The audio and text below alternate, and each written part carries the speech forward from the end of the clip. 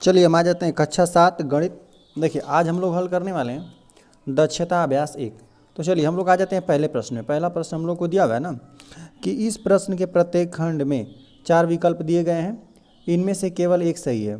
सही उत्तर अपनी अभ्यास पुस्तिका में लिखे, है ना। चलिए यहाँ पर हम लोग को क से लेकर घ तक दिया गया है प्रश्न, है ना।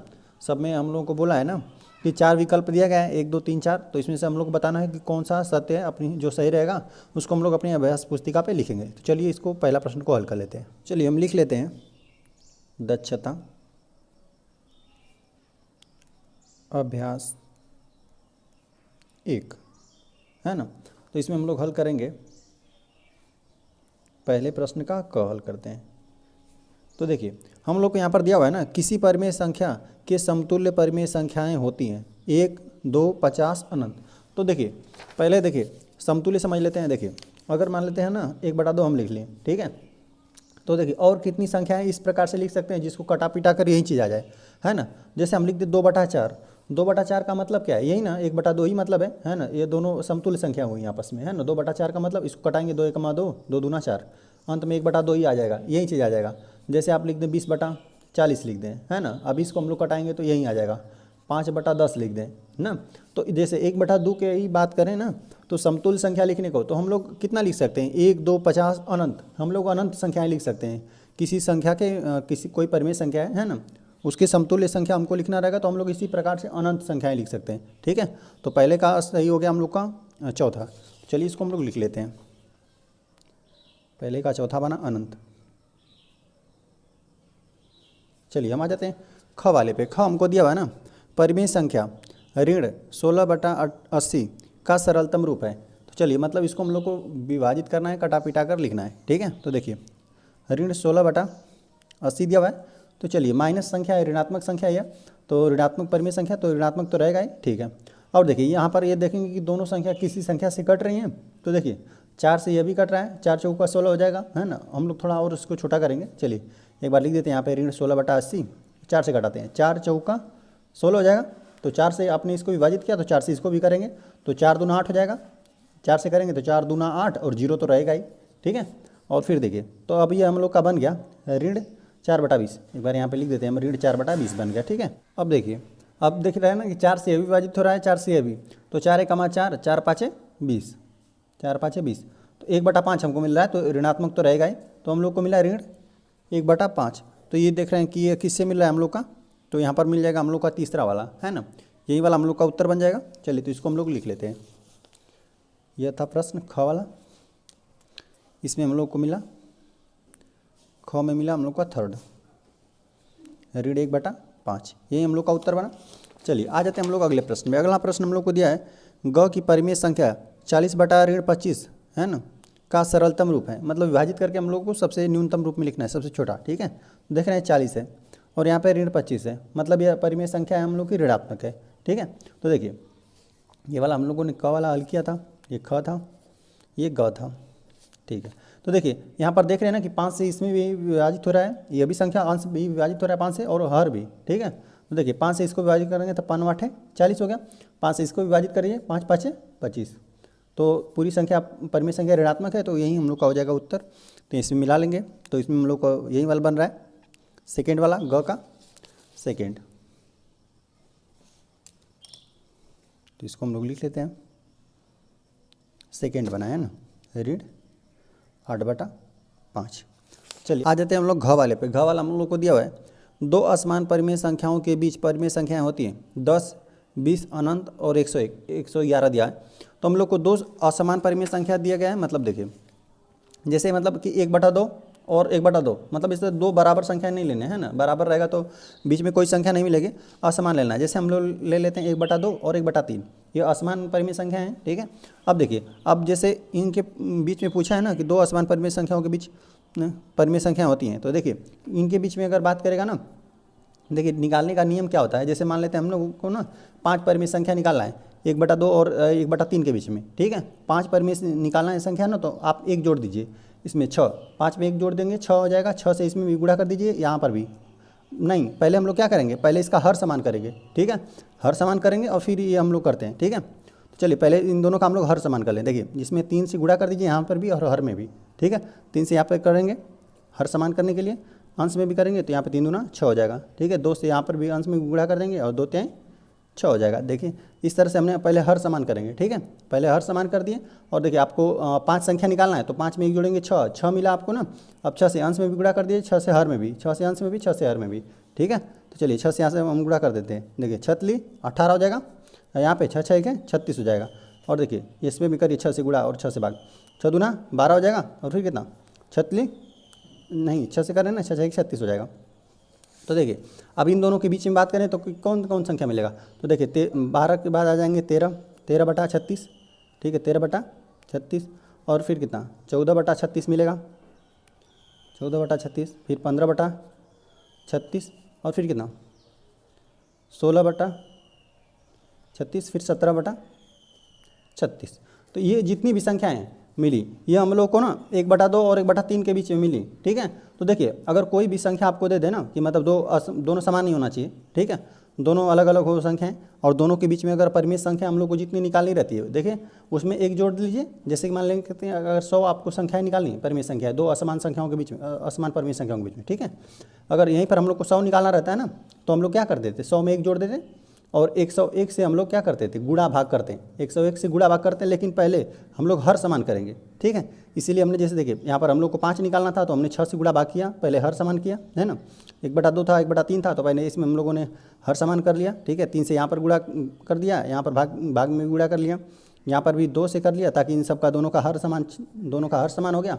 अब हर समान होने के बाद हमने क्या कर दिया, इसमें जितना आपको संख्या निकालना रहेगा उसमें एक अधिक जोड़ेंगे तो आपको अंश में और हर में गुणा करना रहेगा, ठीक है। गुणा करने के बाद आप इसके और बीच में चले जाइए, ठीक है। 12 के बाद 13, 13 बटा 36 आएगा, 14 बटा 36, इस तरह निकल गया 5 संख्याएँ। इसी तरह अगर 100 से गुणा कर रहेंगे तो आपको 99 मिलेगा, गुणा भाग करेंगे 100 से तो आपको 99 मिलेगा। और जैसे कि तो इसी तरह हम लोग ना असंख्य संख्याएँ प्राप्त कर सकते हैं ना। अब देखिए यहाँ पर 10 करेंगे तो 10 से भी आप अधिक भी कर सकते हैं, 100 का भी करेंगे तो इसमें भी हट जाएंगे, 200 से आप गुणा भाग कर सकते हैं, है ना। तो इसमें अनंत होगा। और जैसे कि मतलब लेते हैं कि 1,01,000 का आपने गुणा भाग किया, अंश में भी गुणा किया और हर में भी गुणा किया, ठीक है। अंश और हर में गुणा किया 1,01,000 का तो आपको 1,00,000 परिमेय संख्याएँ मिलेंगी इन दोनों के बीच में, ठीक है, मिलेंगी। इसी तरह आपको अनंत मिलेगा, ठीक है। तो इसका यही वाला हल हो जाएगा, घ का थर्ड होगा। तो हम लोग चलिए लिख देते हैं यहाँ पे घ का थर्ड, अनंत। चलिए हम आ जाते हैं क्वेश्चन नंबर 2 पे। तो क्वेश्चन नंबर 2 हम लोग को दिया हुआ है ना, निम्नलिखित कथनों में सत्य और असत्य बताना है ना। जो सही रहेगा उसको सत्य लिख देंगे और जो असत्य रहेगा उसको असत्य लिख देंगे, ठीक है। तो चलिए यहाँ पर हम लोग लिख देते हैं हल। अब हम लोग दूसरे वाले का हल करेंगे, चलिए क वाले को हल करते हैं, ठीक है। तो चलिए यहाँ पर हम लोग देख लेते हैं पहले। देखिए दिया हुआ है कि समान परिमेय संख्याओं के सरलतम रूप समान होते हैं। देखिए क दिया हुआ है, जैसे मान लेते हैं 2 समान संख्याएँ मान लेते हैं, जैसे देखिए मान लेते हैं हम 20/40 मान लिए, है ना। पहले तो 2 समान परिमेय संख्या लेना है। तो देखिए तो यहाँ पे 20/40 लिया तो यहाँ पर भी हमने 20/40 ले लिया। अब देखिए अब इसको सरलतम रूप में करेंगे, मतलब 20 दूना 40 होता है, 20 से कमा 20, 20 दूना 40, तो 1/2 आ गया। अब इसको भी करेंगे तो वही ना आएगा, 1/2 ही आएगा। तो सरलतम रूप में जब आप कर रहे हैं मतलब सबसे छोटा रूप में, है ना, इससे ज़्यादा हम लोग इसको कटा पिटा नहीं सकते। 1/2 ये भी आ गया, 1/2 ये भी आ गया। तो देख रहे हैं सरलतम रूप समान होते हैं तो जाहिर सी बात है सरलतम रूप समान ही होगा, ठीक है। तो ये हम लोग का पहला बना सत्य, ठीक है। तो चलिए यहाँ पर हम लोग लिख देते हैं पहले वाले का सत्य। चलिए आ जाते हैं हम लोग ख वाले पे। देखिए ख हमें दिया हुआ है कि देखिए यहाँ पर दिया हुआ है कि ऋण 7/11 धन परिमेय संख्या है। जाहिर सी बात है, देखिए ख हमें दिया हुआ है कि ऋण 7/11। देखिए ऋण और ऋण का गुणा होता है तो हम लोग जानते हैं धनात्मक होता है, समान संख्याओं गुणा होगा। तो देखिए ऋण और ऋण में ऋण का जब गुणा होगा तो आपको धन मिलेगा, ठीक है। और धन में ऋण का गुणा होगा तो हम जानते हैं कि ऋण मिलेगा, ठीक है। और ऋणात्मक में धनात्मक का गुणा होगा तभी भी आपको ऋण मिलेगा। लेकिन और प्लस में और प्लस का गुणा करेंगे आप, ठीक है, तो यहाँ पे प्लस मिलेगा। जो भी दोनों चिन्ह समान रहेगा ना तो आपको धनात्मक मिलेगा। यहाँ पर भी दोनों चिन्ह समान है तो धनात्मक मिलेगा, बाकी विपरीत चिन्ह रहेगा तो आपको ऋणात्मक मिलेगा, ठीक है। तो देखिए यहाँ पर ऋणात्मक आपस में ही गुणा हो जाएगा तो 7/11 मिलेगा। ये जाहिर सी बात है कि धनात्मक परिमेय संख्या है तो यहाँ पे धन परिमेय संख्या दिया है तो ये सही दिया है, ठीक है। तो इसको हम लोग लिख लेते हैं सत्य। आ जाते हैं हम लोग ग वाले पे ना। ग में दिया हुआ है कि +4 दिया हुआ है, +4 और ऋण 9 धन परिमेय संख्या है। देखिए असत्य बात है ना, प्लस माइनस का जब भी गुणा होगा तो ऋणात्मक मिलेगा, ऋण 4/9 मिलेगा। ये हम लोग की ऋणात्मक परिमेय संख्या है ना, धनात्मक नहीं है, तो ये हम लोग का असत्य बन गया। तो चलिए इसको लिख लेते हैं हम लोग, ये बना हम लोग का असत्य। चलिए आ जाते हैं हम लोग घ वाले पे। दिया हुआ है ना कि 3/11 और ऋण 3/11 समान है, जाहिर सी बात है। देखिए घ वाला हम लोग को दिया है कि 3/11 और दिया हुआ है ऋण 3/11। देख रहे हैं कि ये भी ऋणात्मक परिमेय संख्या है, यह भी ऋणात्मक संख्या है, बाकी इनका वैल्यू देख रहे हैं सेम है। तो ये भी ऋण 3/11 ही लिखा गया है और ये भी ऋण 3/11 लिखा गया है, दोनों सेम चीज़ है और समान दिया हुआ है, समान है तो यह सही बात लिखा है। ठीक है, तो इसको हम लोग लिख देते हैं सत्य। घ में बना हम लोग का सत्य। चलिए आ जाते हैं हम लोग च वाले पे। च वाला दिया हुआ है 1/2, 2/4, 3/6 एक ही परिमेय संख्या के विभिन्न रूप है। दिया हुआ है ना कि ये सब संख्याएं दी गई हैं, बोला है कि एक ही परिमेय संख्या के विभिन्न रूप हैं। देखिए तो चलिए एक बार हम लोग लिख देते हैं यहाँ पे च वाले को। देखिए 1/2 दिया है, 2/4 दिया हुआ है, 3/6 दिया हुआ है। इसी तरह देता, अगर आगे एक आधा और संख्या देता तो यहाँ पे देता 4 देता, 4 दूना 8 देता, इस तरह देता। ठीक है, तो एक ही परिमेय संख्या के विभिन्न रूप हैं। तो देखिए जाहिर सी बात है, देखिए इसका वैल्यू 1/2, ठीक है, जब इसको आप 2 से कटाएंगे ना, 2 1 2, 2 दूना 4, 1/2 ही आ जाएगा, है ना, ये भी। और देखिए 3 दूना 6, 1/2 इसका भी वैल्यू आ जाएगा 1/2। देख रहेंगे ना, तो आपस में सब बराबर होगा, 4 दूना 8 हो जाएगा। ये भी एक देख रहे हैं ना, एक ही संख्या के ना विभिन्न रूप लिखा गया है, ये सही बात है। सबको जब आप देखिए यहाँ पे 2 से को कटा देंगे, 2 2 1 2, 2 दूना 4, इस तरह आपको कटा कर हमने बताया, तो एक ही परिमेय संख्या के विभिन्न रूप है। तो हाँ ये सही लिखा है, एक ही परिमेय संख्या के विभिन्न रूप है। चलिए हम लोग लिख देते हैं च वाले को, यह सत्य है। चलिए आगे हम लोग को दिया हुआ है कि यहाँ पे दिया हुआ है कि ऋण 1/3 और कामा दिया हुआ है ऋण 2/6 और यहाँ पे कामा ऋण 3/9 विभिन्न परिमेय संख्याएं हैं। चलिए इसको भी हम लोग हल करते हैं। देखिए 6 में दिया हुआ है ऋण 1/3, ऋण 2/6, ऋण 3/9। तो चलिए इसको हम लोग हल करेंगे। यहाँ पर ऋणात्मक है, सब में 2 ऋणात्मक है। देखिए ऋण में ऋण में अब मल्टीप्लाई हो जाएगा आपस में, तो ये धनात्मक संख्या हम लोग को प्राप्त होगी, 1/3 प्राप्त हुआ। ठीक है, अब देखिए यहाँ पे ऋणात्मक मल्टीप्लाई होगा तो धनात्मक तो मिलेगा। तो देखिए यहाँ 2 से दोनों विभाजित हो रहा है, तो 2 1 2, 2 3 6, 1/3 मिला, 1/3, और बाकी संख्या ऋणात्मक का गुणा हो गया तो धनात्मक मिली। ठीक है, तो ऋणात्मक धनात्मक हो गया, 3 1 3 और 3 3 9 हो जाएगा। तो यहाँ पर भी 1/3 मिल रहा है। तो देख रहे हैं ना, सब समान संख्या है, सब एक ही संख्या के विभिन्न रूप लिखा गया है ना, एक ही परिमेय संख्या के विभिन्न रूप है यहाँ पर। लेकिन हम लोग को यहाँ पर दिया है कि विभिन्न परिमेय संख्याएं, यह अलग अलग परिमेय संख्याएं नहीं है ना, एक ही देख रहे हैं कि सबका वैल्यू क्या आ रहा है, 1/3 आ रहा है। तो यहाँ पर ना यह एक ही परिमेय संख्या के विभिन्न रूप लिखा गया है। तो यहाँ पर लिखा है कि विभिन्न परिमेय संख्या है, तो यह असत्य बात है ना, एक ही परिमेय संख्या है सब। ठीक है, तो यहाँ पर हम लोग लिख देते हैं 6, यहाँ पे असत्य लिखा है। चलिए हम आ जाते हैं क्वेश्चन नंबर ज पे। तो क्वेश्चन नंबर ज हम लोग को दिया हुआ है ना कि ऋण 4/5 और 4/5 समान परिमेय संख्याएं हैं। तो देखिए यहाँ पर हम लोग को दिया हुआ है ऋण 4/5 दिया हुआ है और 4/5 दिया हुआ है ना। तो देख रहे हैं ऋणात्मक का मल्टीप्लाई होगा ना, तो ये भी धनात्मक परिमेय संख्या है, 4/5 आ गया। ठीक है, और ये तो 4/5 है ही, तो यहाँ पर लिखा है समान परिमेय संख्या है, तो हाँ ये सही बात लिखा है। ठीक है, तो चलिए हम लोग इसको लिख देते हैं सत्य। जो हमको दिया हुआ है सत्य। चलिए हम आ जाते हैं झ वाले पे। झ हमको दिया हुआ है ना कि सभी पूर्णांक परिमेय संख्या हैं। तो चलिए हम लोग देखिए, पहले तो देखिए सभी पूर्णांक पहले हम समझ लेते हैं। पूर्णांक में देखिए कौन कौन संख्या आ जाती है। चलिए झ वाला है, पूर्णांक में देखिए 0 1 2 इस तरह लेकर सभी धनात्मक संख्या आ गया, 0 से लेकर सभी धनात्मक संख्या। और देखिए सभी ऋणात्मक संख्या, ऋण 2 ऋण 3, इस तरह से हम लिख देना। देखिए सभी धनात्मक संख्या, यहाँ से लेकर सभी, 0 ना धनात्मक होता है ना ऋणात्मक होता है। ठीक है, इधर सभी धनात्मक संख्या, इधर सभी ऋणात्मक संख्या, और बीच में शून्य होता है, तो ये हम लोग का बनता है पूर्णांक। ठीक है, तो यहाँ पर हमें दिया हुआ है कि सभी पूर्णांक परिमेय संख्या है, तो जाहिर सी बात है देखिए सभी पूर्णांक है ना।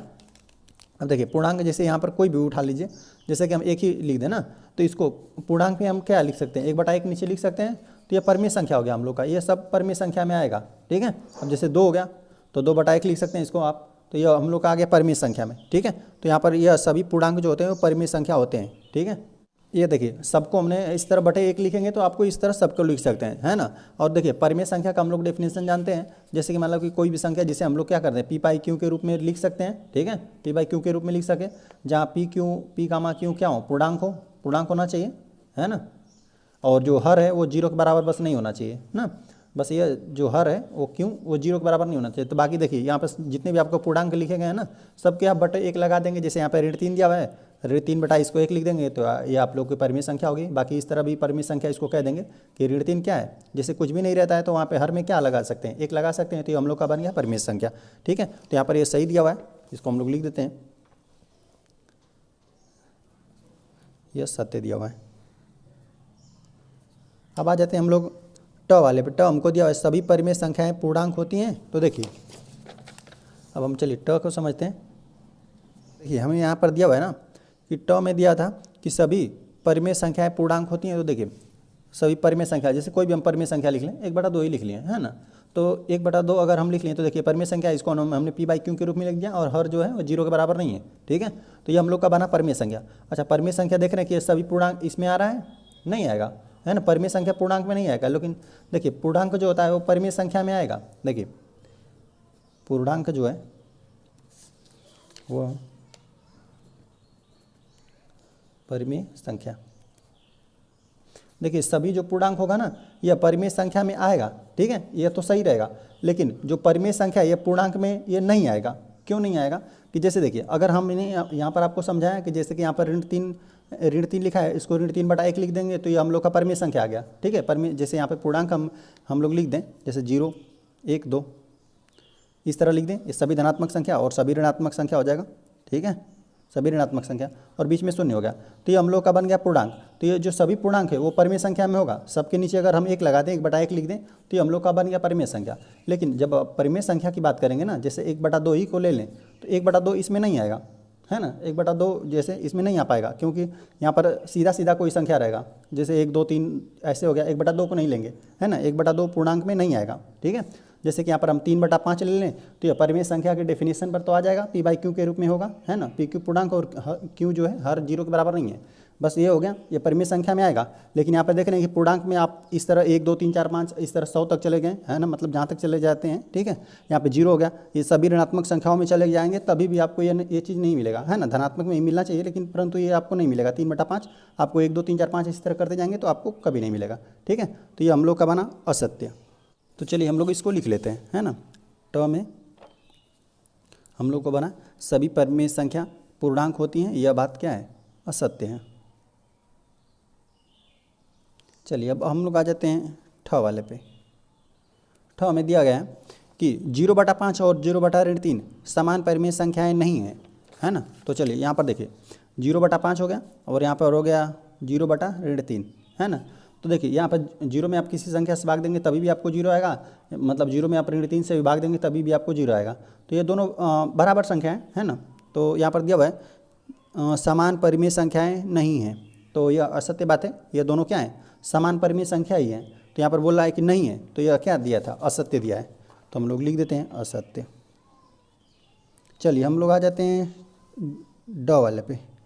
ड में दिया गया है कि 2 असमान परिमेय संख्याओं के बीच अनंत परिमेय संख्याएं होती हैं। तो देखिए यहाँ पर हमने अभी पीछे हमने हल भी किया था, है ना, कि जैसे कि 1/2 और 1/3 का उदाहरण हम ले लें ना, तो इन 2 समान नहीं होनी चाहिए, है ना। ऐसा नहीं कि दोनों 1/2 ही ले लेंगे, है ना, दोनों बराबर रहेगा तो बीच में नहीं मिलेगा कोई संख्या।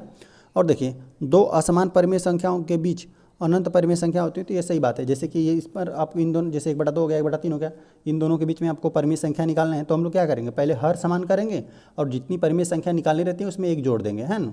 जैसे देखिए यहाँ पर हर समान करना रहेगा तो यहाँ पे 3 से हम लोग गुणा भाग कर देंगे, यहाँ पर भी 3 से गुणा भाग कर देंगे। और मान लेते हैं अगर 100 परिमेय संख्या आपको निकालना है तो 99 से अंश में भी गुणा करेंगे, 99 से हर में भी, यहाँ पर भी 99। तो इस तरह लिखा गया कि अनंत, बीच में अनंत परिमेय संख्या होती है, तो ये सही बात लिखा है, हाँ अनंत परिमेय संख्या होती है, तो ये चीज़ सत्य हो गया।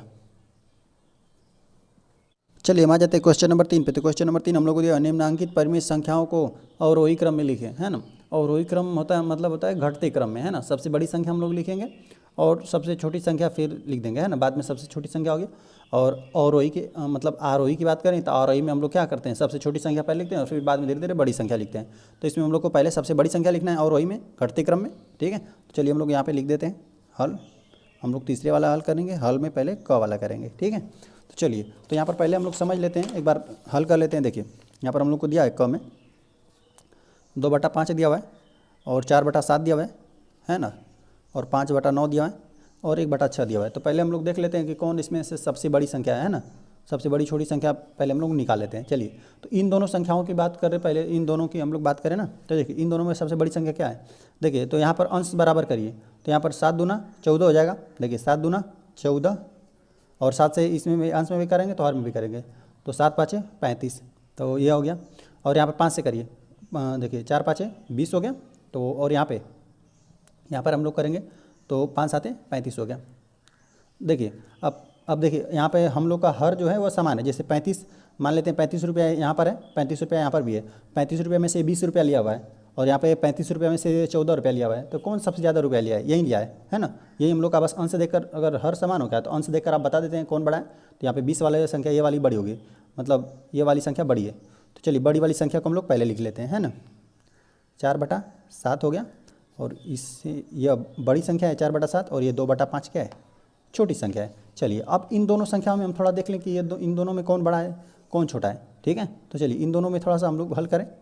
देखिए तो यहाँ पर हम लोग लिख देते हैं 4/7 हो गया और कितना 5/9 हो गया, ठीक है। अब देखिए यहाँ पर 4/7 5/9, ठीक है। अब देखिए बस हम लोग अंश में गुणा कर करके समझ लेंगे, है ना। अब हर में करेंगे, देखिए 5 जैसे 9 का इसमें भी करेंगे तो अभी भी हम लोग पता चल जाएगा, क्योंकि 9 में इसमें है तो 9 से इसमें भी करेंगे, 7 से इसमें करेंगे तो 7 से इसमें भी करेंगे, ताकि हर समान हो जाए, ठीक है।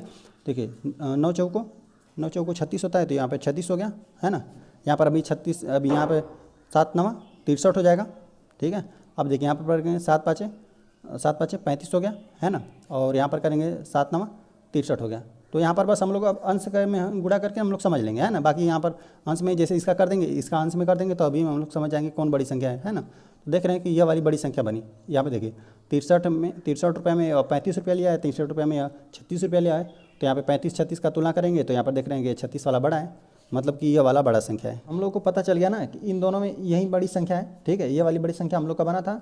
तो चलिए इसको हम लोग लिख देते हैं। देखिए 4/7 बड़ा है, 5/9 छोटा है, ठीक है।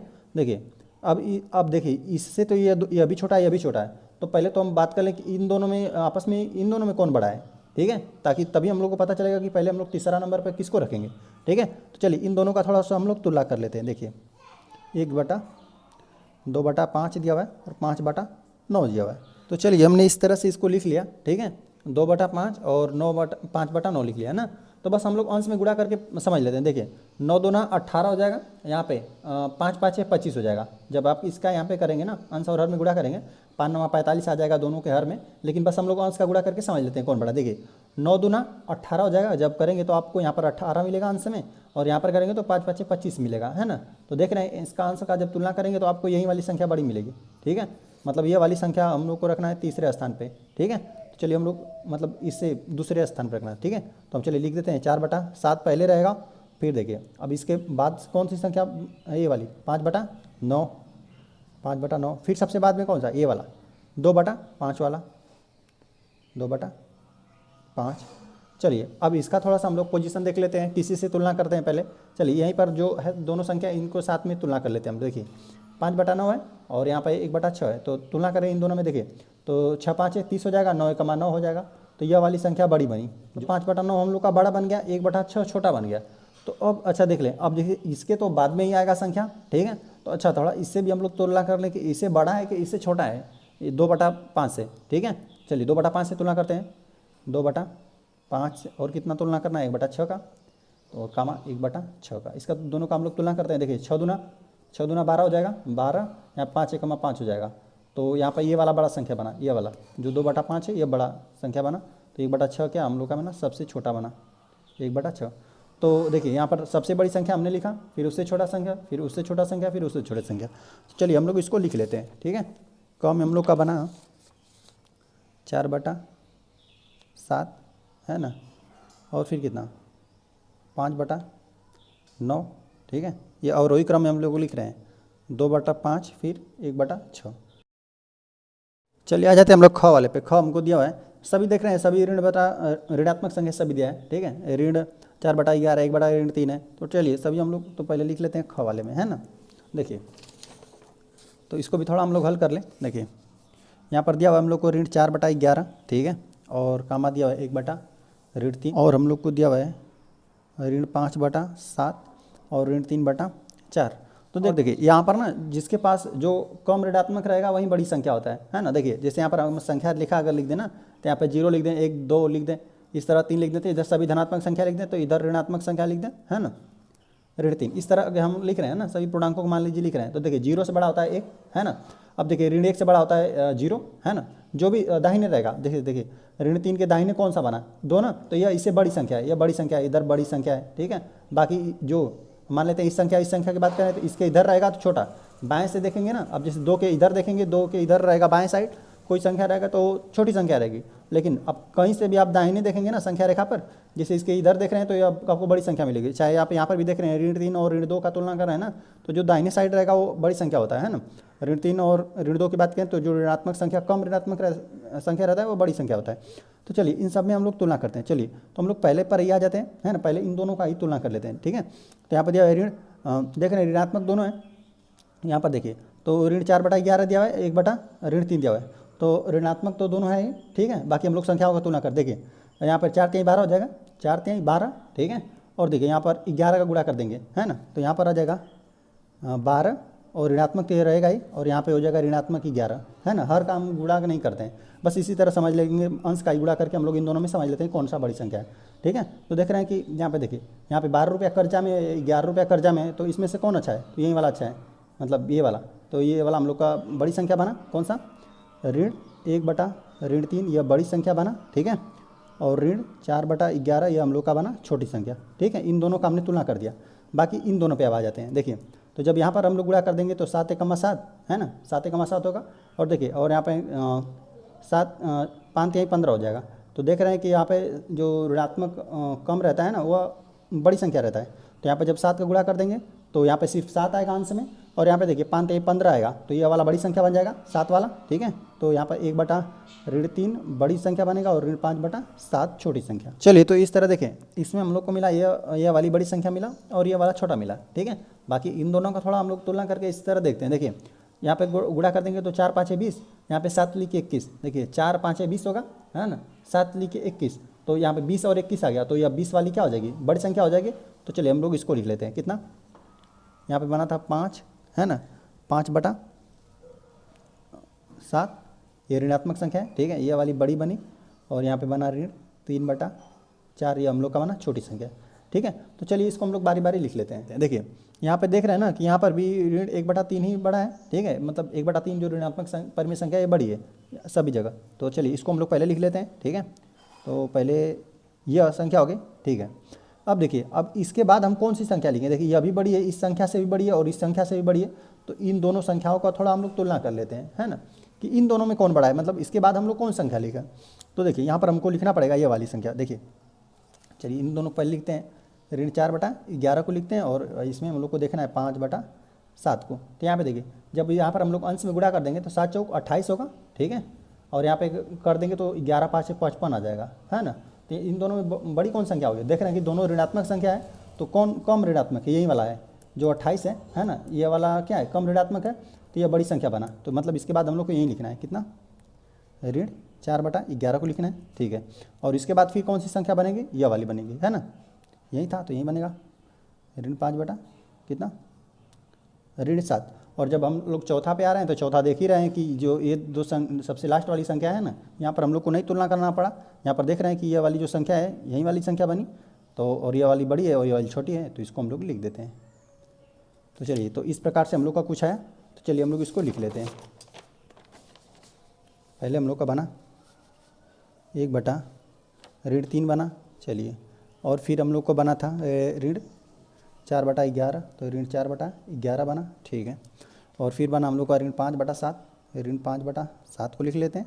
और चलिए अंत में हम लोग का बना ऋण 3/4। तो इस तरह हमने अवरोही क्रम में लिख लिया।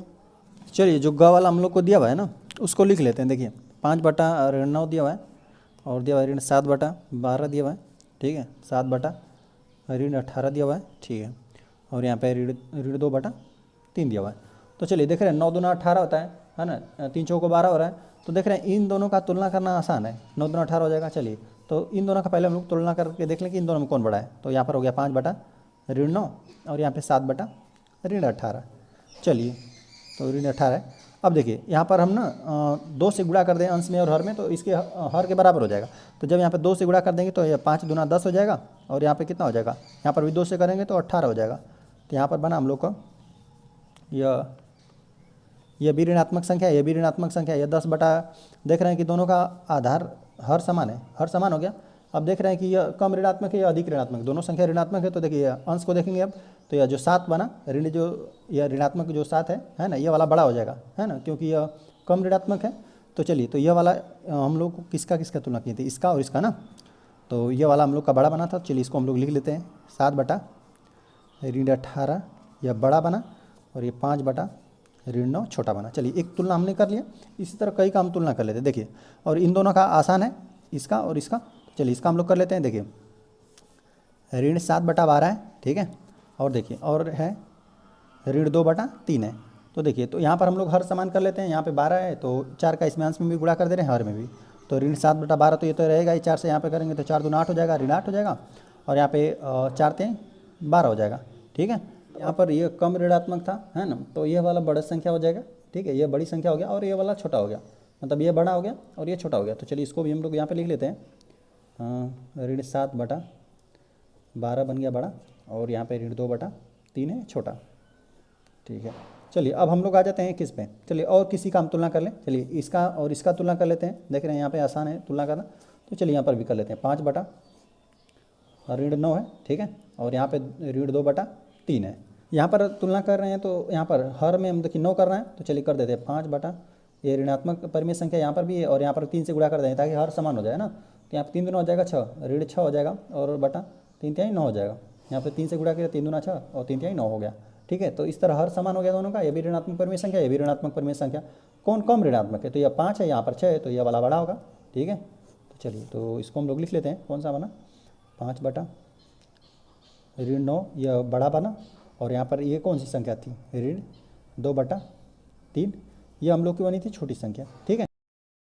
और चलिए ना हम लोग ना एक बार इन दोनों का तुलना कर देते हैं, ठीक है, ताकि हम लोग आसानी से कर पाएँ। इन दोनों का तुलना करेंगे ना, तो देखिए इन दोनों की बात कर रहे हैं, ठीक है। तो इन दोनों में ऋण 7/12 है, ठीक है, और यहाँ पर है 7/18 है, ठीक है। बाकी इन दोनों का हर समान करना है। तो देखिए यहाँ पर 18 का गुणा कर दीजिएगा, 18 का यहाँ पे अंश में, 18 का हर में भी। यहाँ पर 12 से करेंगे तो यहाँ पर और 12 का हर में भी करेंगे, ठीक है।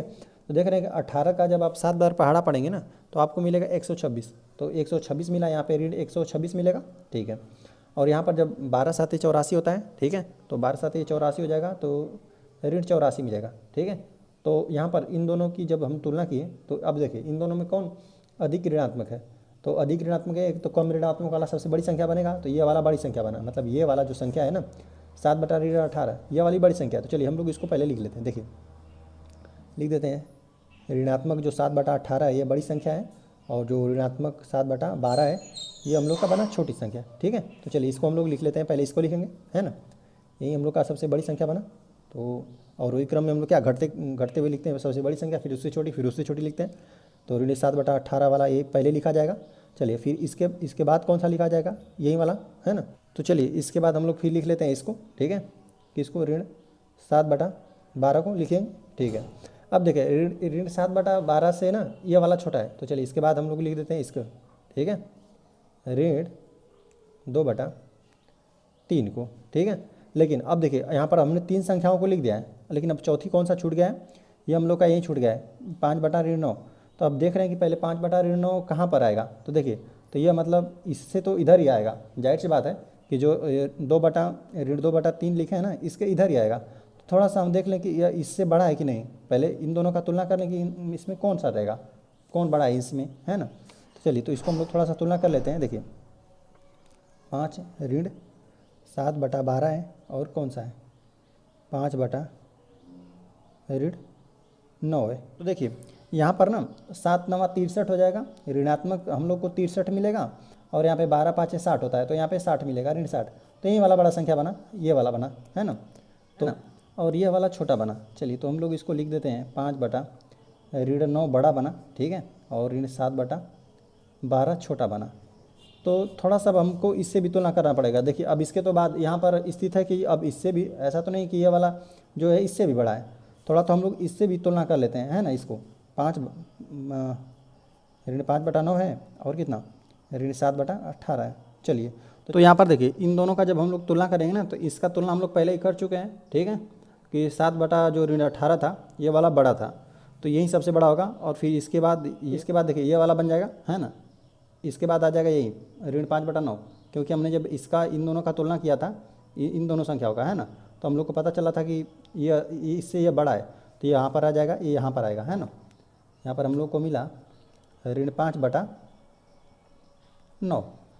चलिए तो एक बार हम लोग थोड़ा सा इसको सही से लिख लेते हैं, ठीक है। जो ऋण 7 बटा 18 है, और फिर बनेगा हम लोग का ऋण 7 बटा 18, फिर इससे छोटा ये वाला बनेगा ऋण 5 बटा 9 जो दिया है संख्या, फिर ऋण 7 बटा 12 बनेगा, और लास्ट में हम लोग का बनेगा ऋण 2 बटा 3। तो चलिए इन संख्याओं को हम लोग लिख लेते हैं। देखिए हम लोग का बना, पहले दिया हुआ है ऋण 7 बटा 18, है ना। तो चलिए तो यहाँ पर ऋणात्मक यहाँ पर दिया है, तो यहाँ पर हम लोग को जिस तरह प्रश्न में दिया है उस तरह हम लोग लिख लेते हैं। चलिए दूसरा पर हम लोग आया था 5 बटा 8, 5 बटा 9 वाला ना, तो चलिए 5 बटा ऋण 9 है, तो यहाँ पे 5 बटा ऋण 9 लिख देते हैं। तीसरा वाला हम लोग का बना है ऋण 7 बटा 12, तो ऋण 7 बटा 12 लिख देते हैं, ठीक है। और चौथा में हम लोग का बना है ऋण 2 बटा 3, तो इसको लिख देते हैं ऋण 2 बटा 3, ठीक है। अब हम लोग आ जाते हैं घ वाले पे। तो चलिए हम पहले घ वाले को लिख लेते हैं, जो भी दिया हुआ है हम लोग को ऋण 3 बटा 4 दिया हुआ है, ठीक है, और 5 बटा ऋण 12 दिया हुआ है, और दिया हुआ है ऋण 7 बटा 16, 9 बटा 24। यहाँ पर ना थोड़ा सा यह विभाजित हो रहा है, 9 और 24 देख रहे हैं विभाजित हो रहा है 3 से, 3 तिहाई 9 और 3 7 21, 3 8 24। तो यहाँ पर मतलब इसका है ऋण 3 बटा 8 है। चलिए इसको हम लोग थोड़ा हल कर लें ताकि हम लोग गुणा भाग करने में आसानी हो, ठीक है। तो चलिए हम लोग तुलना कर लेते हैं। देखिए जब इन दोनों की हम लोग तुलना कर लेंगे तो क्या मिलेगा, देखिए यहाँ पे 12 तिहाई 36 हो जाएगा, ठीक है। 12 देखिए सभी ऋणात्मक है ना। 12 तिहाई 36 होगा, और यहाँ पे हम लोग को मिलेगा ऋण 36, ठीक है, और 4 5 20 मिलेगा, यहाँ पे ऋण 20 मिलेगा। तो जो कम ऋणात्मक है वही बड़ी संख्या है, तो यहाँ पर ये वाली बड़ी संख्या बन गया, मतलब 5 बटा ऋण 12 हम लोग का बड़ा बना, और ऋण 3 बटा 4 ये हम लोग का छोटा है, ठीक है। चलिए बाकी हम लोग तुलना कर लेते हैं। देखिए और हम तुलना कर लें इन दोनों संख्याओं का, चलिए तुलना कर लेते हैं, है ना, कि इन दोनों संख्या में कौन बड़ा है कौन छोटा है।